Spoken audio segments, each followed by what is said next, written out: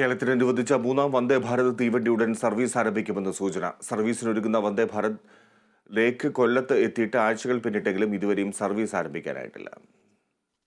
ലോക്സഭാ തെരഞ്ഞെടുപ്പിന്റെ പെരുമാറ്റച്ചട്ടം നിലനിന്നതിനാൽ തീവണ്ടിയുടെ flag off നടത്താൻ കഴിയാത്ത സാഹചര്യമായിരുന്നു. ഫലപ്രഖ്യാപനം കഴിഞ്ഞ് പുതിയ സർക്കാർ അധികാരമേൽക്കാനൊരുങ്ങുന്ന സാഹചര്യത്തിൽ ഫ്ളാഗ് ഓഫിന്റെ കാര്യത്തിൽ ഉടൻ തീരുമാനമാകുമെന്നാണ് സൂചന. എറണാകുളം ബംഗളൂരു റൂട്ടിലായിരിക്കും പുതിയ വന്ദേ ഭാരത് സർവീസ്.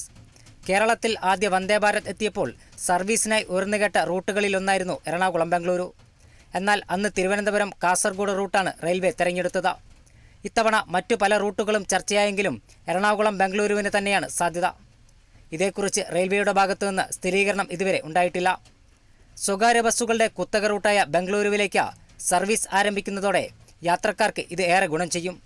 യാത്രക്കാരുടെ എണ്ണം വർദ്ധിക്കുകയാണെങ്കിൽ ഇതേ റൂട്ടിൽ പുതിയ മറ്റ് സർവീസുകൾ കൂടി ആരംഭിക്കാനും റെയിൽവേക്ക് പദ്ധതിയുണ്ട്. News desk, Kerala vision news.